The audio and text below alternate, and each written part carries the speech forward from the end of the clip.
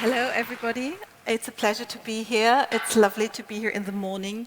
The morning is good for philosophers to speak up, not to speak about what they know, but to think about what they love to know, love to get to know. Thank you very much for the brief introduction of each of you. We agreed on trying to put our interest here together. So my first question would go to Eva, who's an artist originally from Greece, now based also in London. She was part of the residency program here, and her work is deeply into the entanglement of the virtual and the actual. And one sees the objects, and one sees screenings in the Mischlager. I don't know what's the English term of it. Mixing plant. The mixing plant. The mixing plant, yeah, good. So, Eva, my first question goes to you. How did the site, when you first came here, and its scale made you changing your original ideas and concepts about what you might consider as an appropriate art piece for this specific site? Mm-hmm. First of all, I've never come to this part of Germany before. So for me it was a very intriguing experience when I first came to realize how monolithic, in a way, and how big the scale is of the industrial complex. And because my formative studies are architectural studies, somehow I always, found lots of interest in this type of buildings. So the first thing is that I started looking at the infrastructure and all these different materialities and the textures that the building structures obtained. But slowly my interest moved to other elements of the area. So I started looking at how nature occupies, like the surrounding areas of the complex. And my research in the beginning was focused mainly on creating a video installation, which is also a big part of my practice. Like I create immersive moving image installations with sound. But slowly I started moving into a world that was focused more on the micro scale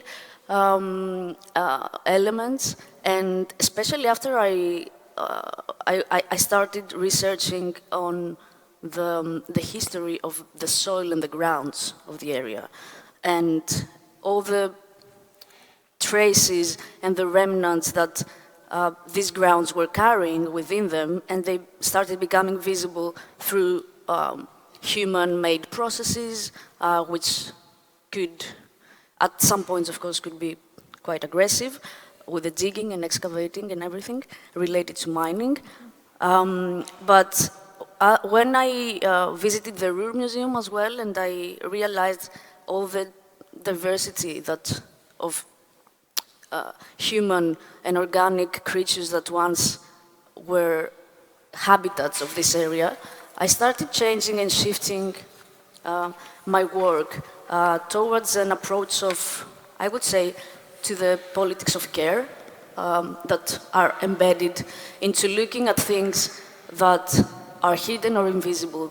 And also that's the title of my project. It's called All That Is Hidden.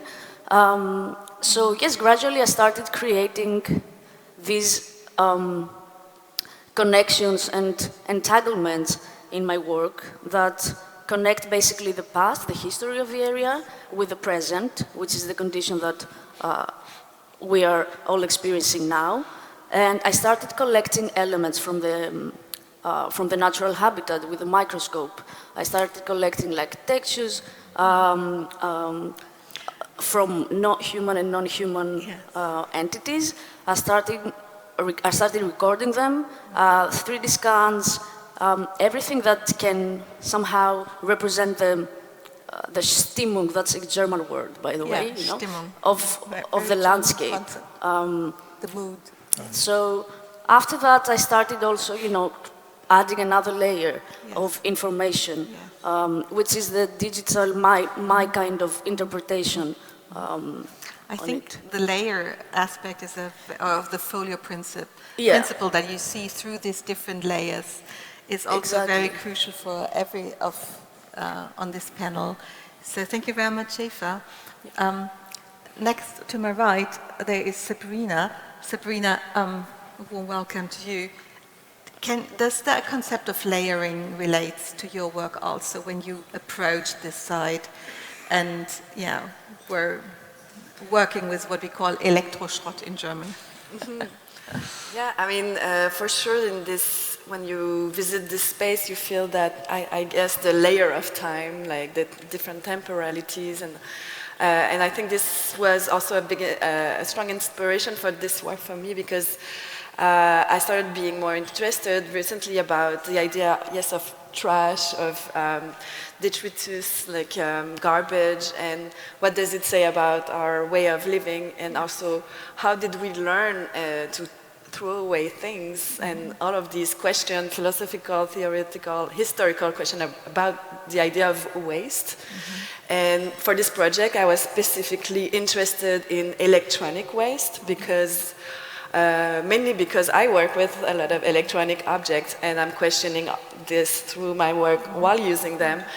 And I'm interested in imagining like the ruins of these objects, how they will persist through time.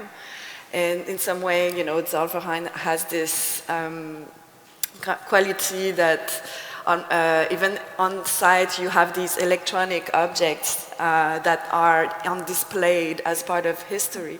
And I was interested in this idea that, maybe the object that we are throwing away, they are actually very valuable in terms of historical. You show in the exhibition only the back of it, so there's no screens left.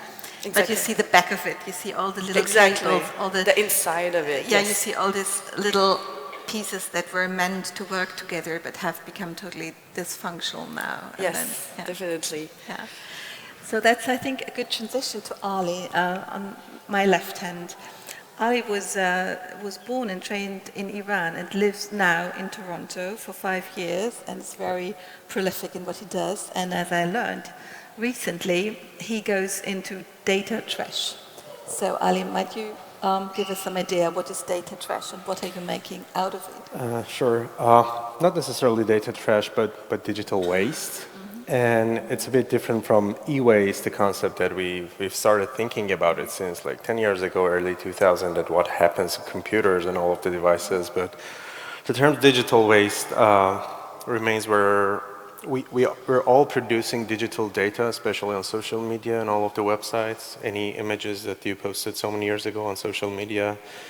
And they still exist somewhere. They're hosted on a server, which needs electricity and power to be working, and we're constantly producing more and more, which is the same idea of the project as presented in the last floor and the other building in the mixing plant, which is a system that utilizes AI itself, not for creating meaningful stuff, but constantly calculating the amount of CO2 and emission produced and amount of energy consumed for each click that's happening. And that's mostly coming from my background as a technologist. I usually get so many requests from big brands for running cool, artistic 3D experiences and web experiences for them. And I was like, over the past 2 years, it was my concern to see how much data we're using for each project, and the project is done and left somewhere. There might have been, like, they may have some visitors somehow, but usually those projects are left somewhere. And this whole context of internet seems to be claiming to be a very clean platform seems not to be very clean, because there's no landfill for it, and everything that's produced remains there. And then it's using our physical context as well for the nature that we're consuming, for keeping those data servers alive and parsing the data. And that's what's happening here in connection with the theme of the festival, like hypernaturality, because like each click is traveling to North America where the server is, getting some content delivery networks and libraries from other countries, could be Japan or so many other places. So by one click in 1 second, it's getting so many data, and we on the planet are paying for that energy consumed for this. And the code is constantly calculating this amount, and the functionality of the code and the artwork is just calculating the prices of its own existence. Mm-hmm. But this is a good bridge to the idea, how do we create archives for digital artworks? I mean, it's not only the question of waste, it's also of how do we decide what is meaningful, what is not meaningful, what do we need to recreate a piece of work? Exactly. And as I understand, it's a huge problem of digital art, and it is endangering also its price and its value because we are not sure how to keep it. Exactly, because every 5 years, the medium where we store it, we get rid of the methods of replaying it. So we might have a disc, but do we have also a disc player to save a piece of art? So does this idea of how to make and build an archive of the digital artwork is a topic to you, or? The archive, the notion of archiving. Yes. How do we think of now? I guess there is. I mean, for certain, there's a big discourse right now around the notion of preservation of data and artworks that are, deriving from digital sources. And for me, that's another type of ecosystem. It plays a lot with the terms of scale and the terms of the materiality, the immateriality, basically, that is very crucial to the identity of these systems. I think that it is something that everyone that is a creator or a sort of archivist or preservator or conservator needs to dive in, because there are issues that also, of course, digital artworks are immaterial, but they have, as Ali said, they have links and connections to many physical aspects, like all the storage facilities, like data centers, energy sources, and everything. Everything comes back to the building environment. So there are lots of things at stake there that I think we ought to look at. And of course, it's a big, there are many processes that are happening at the same time, and they're complicated, and we need to find and invent new methods and mechanisms every now and then because everything is advancing. But for me, it's one of the main aspects of how this ecosystem can function in decades or centuries from now, and if it can function, because things go obsolete, it's a natural process as well. And I'm okay with that. I mean, I don't have any kind of, illusion, but that's also one of the interesting aspects. Yeah. If the question of keeping it still remains a question, what about keeping an aesthetic, clinging to an aesthetic? Is there a specific style or way you think the digital as a medium is prompting your aesthetic choices you're making? So this question goes to all of you. What kind of specific aesthetic is prompted by the digital era? Do you have an idea of it? Also looking at each other's work or going through the exhibition yesterday yourself, was there anything prompted of what kind of colors, styles are prompted really by the new possibilities of digital media? So is there a style coming up that is already identifiable for you, or are you constantly working against it in your works? I think that there is a unifying mechanism that exists, at least on an aesthetic level. You can understand that. But again, I think also it's a matter of how each artist approaches the work. And there are, of course, I will talk again on a visual level point of view. Like there are works that have an extreme slickness, to their core. Slickness, I think, is a very good word. Yes. So, Sabrina, slickness, what does it what does it mean to you? Does it ring a bell? It's definitely a concern for me in the sense that my work is like I'm very formal in the way I work. For me, like, computers are tools to help me almost create compositions like painting in a way, but with digital with pixels or analog video synthesizer, which I use also in my work. And that was also like when I switched from analog synthesizer, which are very, have a lot of grains, comes from another era, like more 70s, so there is a nostalgic feel to it, and going in through, let's say, the 3D animation tools that brings this slickness or something very clean, there is definitely an aesthetic that goes with those tools, and I think that it's kind of the interesting thing is to play around these, limitation and recognizable aesthetic and make it your own, maybe by changing, like using different tools, mixing different era of tools, So can we transform slickness into something creepy or even ugly, or is that what's happening then? I might have seen something in your work yesterday. There was something really uncanny about it, how you use the slickness. Yeah, I think there is this quality that make it slimy. Exactly. Turn the slickness into that idea of maybe touch, feeling. That's something we Sliminess. also have in common with Eva, like to go and explore these creatures that you can make emerge from those digital tools. But there's something also very beautiful in a strange way because it relates to the physical world. You could almost feel like you could touch these creatures, maybe made of plastic, maybe of, flesh, but in the same time, yes, so I'm very much interested in that ambiguity between something that is, you want to stay away from it, but in the same time you're strangely fascinated. Yes. Yeah. Lovely. We both love Cronenberg, so I think that's quite visible in our works. That's nice. So, Ali, does slickness or cleanness of the data, how do you, knowing that you also work with sound, right? And so is it working on a sound level also to work against it, or what kind of beauty can you bring out of it? Out of the cleanness of data or the forms of data, you mean? Or in your daily practice as an artist? Yes, I see beauty in any types of machine working, regardless of the functionality.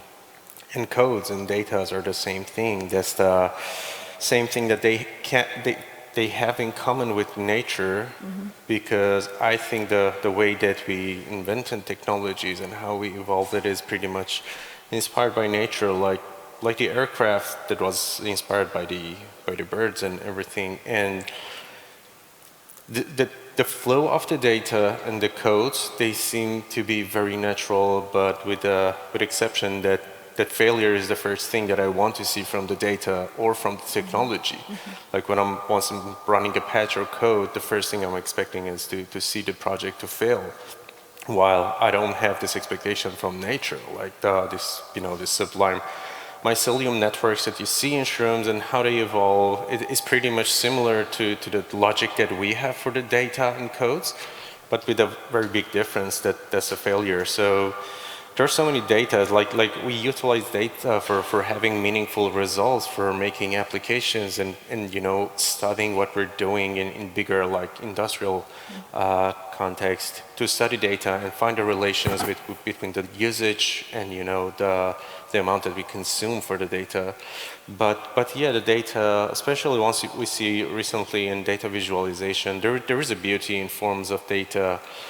That's the same discussion that I had last night with one of the viewers, that to her, like the point cloud systems that I'm using, she said, I felt it's just repeating, and then I realized it's a live thing because every time it changes. So you see that the patch, that's the difference between a generative patch and a rendered video, that you see the point cloud from this, and that's the point cloud, there are so many dots, but then you realize the formations and the relations that they have, and each time it's reset, there are new possibilities and new forms. That's going back to your question about the archival.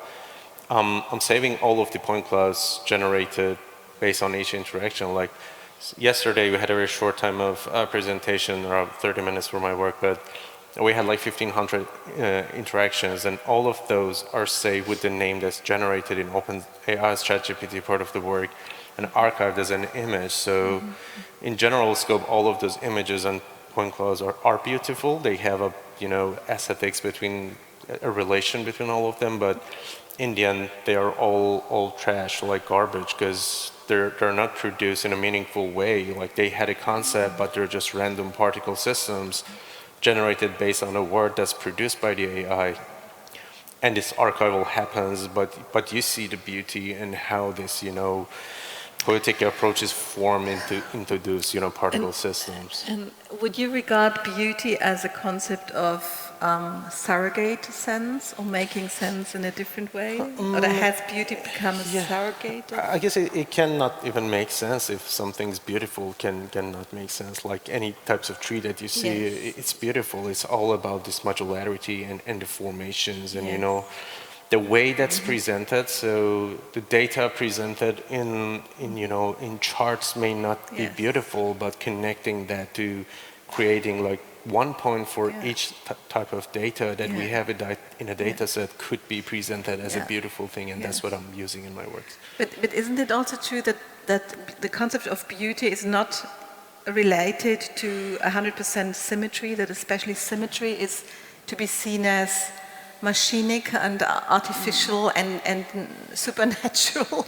That symmetry in itself, or perfect symmetry, is exactly not what we humans used to think of being beautiful. So if you have identical faces, nobody likes them. We think this is a face coming out of artificial intelligence, a super symmetrical face. It's not what we regard to be beautiful. So I think, you can also disagree, of course, and so I'm more interested in what particular kind of beauty are you making out of it when you, because as an artist you're always a translator, you translate your thoughts and reasonings and your judgments into something that becomes a physical entity in a way, either being audible or being touchable or seeable also. So this question comes to all of you, because I've seen that lots of your works have like a screening where you can think, well, this could be produced artificially entirely, but then you have these objects, or it's also object related. And my question yesterday going through was, of course, what is the real relation between the objects that one can touch?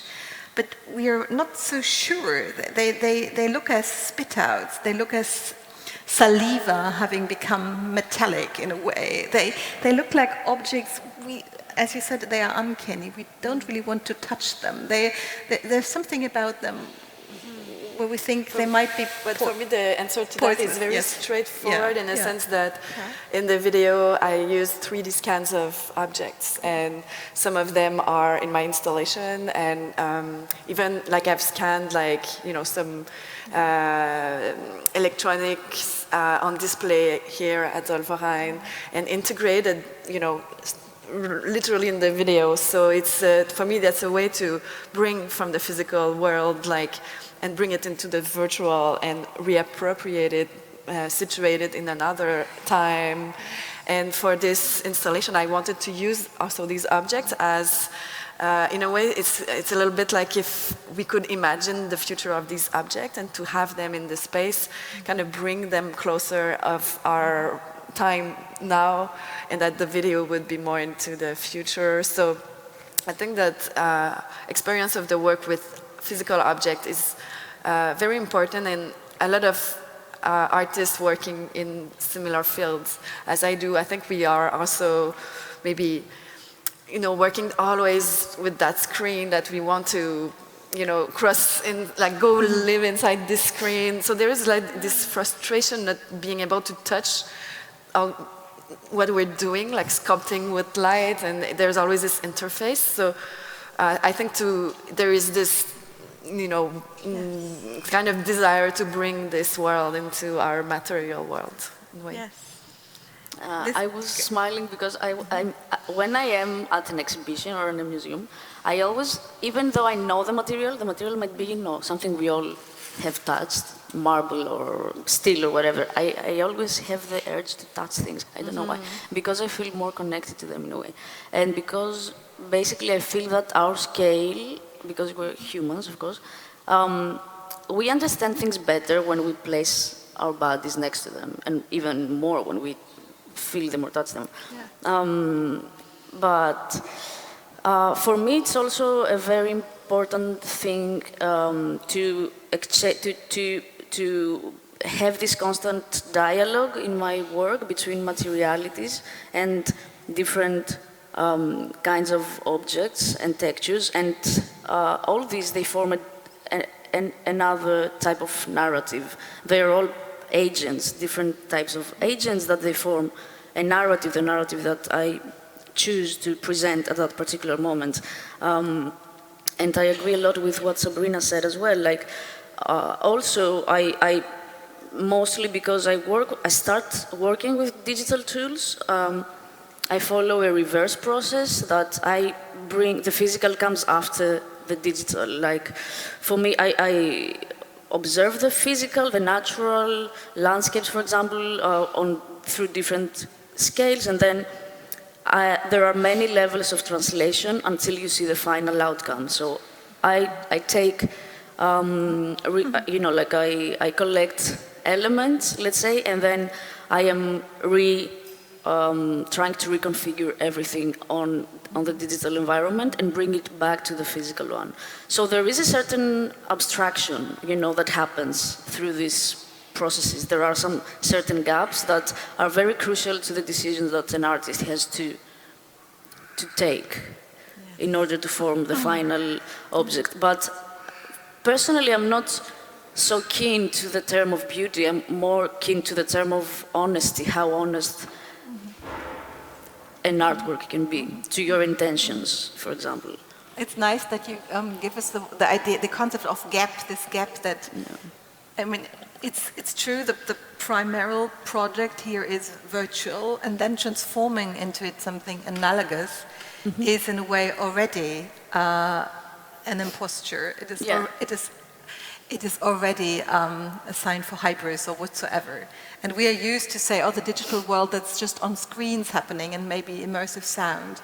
But with this concept of constant immersion and entanglement, we are now in the age where the digital is not left to screens and not left to plug in earphones. It is really becoming a natural way of interaction. Therefore, my question is also, maybe to round up, what do you think of survival in a broader sense? We talked about traces, so especially in your work, Eva, you said, I was detecting into coal, the coal we were bringing up has a history of 34 million, hundreds of millions of years, as we have like air encapsulated in icebergs, and if they this air from long ago is, brought to our circulation. So I think that the question of survival is not the question only of survival of the humankind, but it's also the question of survival of objects, of traces whatsoever.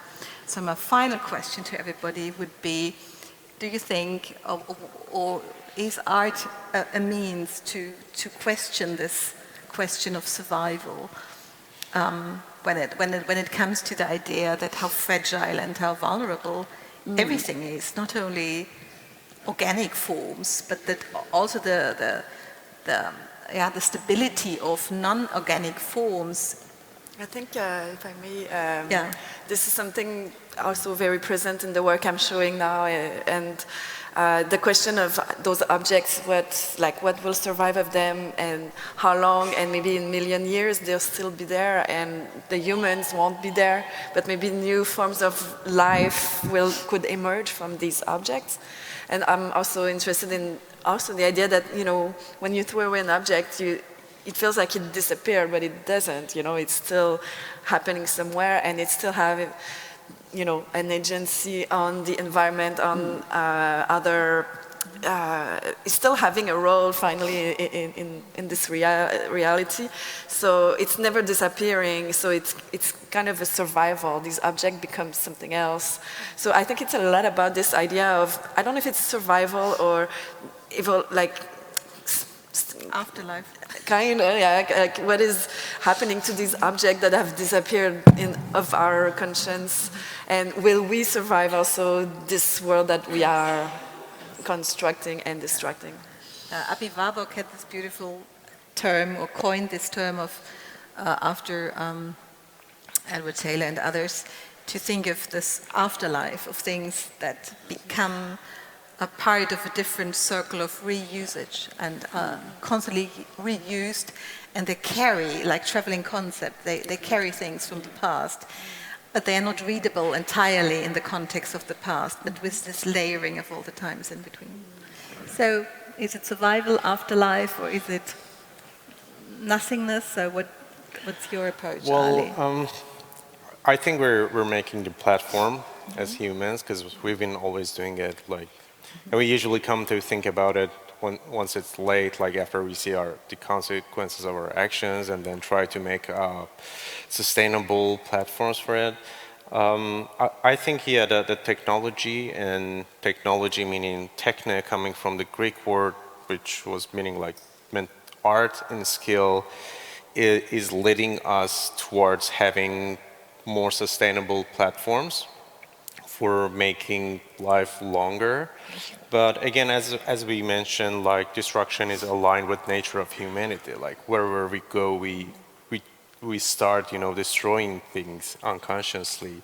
And the platform that we're making as a technology, as an artificial intelligence, and using like, this technology has been around for so many years. It's unveiled to, users now, but, big companies and big brands been having this technology for a long time. They've finished it, and now we have access to it.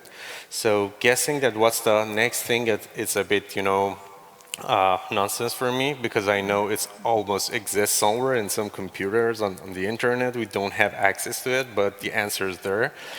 But in terms of, like, exploring survival with the technology and what we're doing, or how it connects with the artwork, I think we're observing, like, as an artist, we're trying to observe, and that's the same approach that I'm doing in my practice, especially in digital. We're trying to observe more and enjoy the moment, and find out the relation, rather than thinking about where is it going, because any types of technology advancement is my material. So any new technology comes, because of the digital nature of my work, I will use it for my art. Yeah. But is our imagination vivid enough? Are we bold enough in our concepts? What do you think?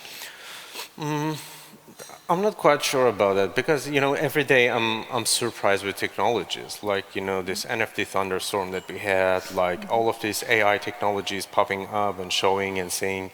So that's the approach that I have, like, using those technologies not in a way they're defined to be or be used for, but abusing them, like hacking them, because my artistic career started with hacking digital assets, or, like, electronic devices.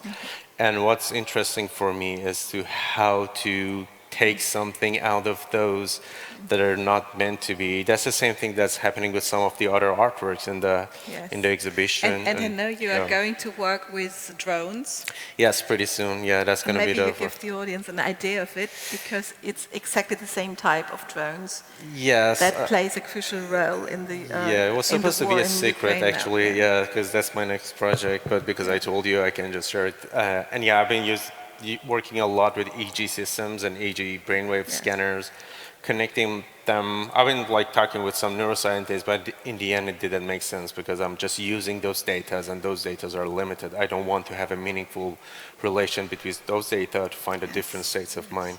But I'm using those data for controlling 2 drones trying to make an artwork, which is like a very aggressive act, having some shooting stuff for creating that artwork. And drones have been around for a decade, I guess, and available to users. But the way that we're using the drones in lots of protests, in like the wars that we have, is turning into something that the technology is working against what we planned for it, and for mostly controlling, for, again, destruction. And yeah, that's what my next project is about. So it's not very related to technology investment, but the role of technology in social life and how different, mindsets and people, how use them in different ways. Lovely. Yes, so are we bold enough? Should we be bolder? How vivid is our imagination? What do you think, Eva? I think we should always be bolder in general. Like, I don't know, Yes. it's a way of going forward and proceeding forward. And I think what you mentioned as well, like accepting the fact about survival, I mean, accepting the fact that things change is already a bold, perception. And for me, I think there is a phrase that Astrida Neymanis has written, and while talking about that, basically, and she's saying that bodies are always becoming other bodies, and for me that lies in the core perception of survival and going forward. Sabrina, you have the last word.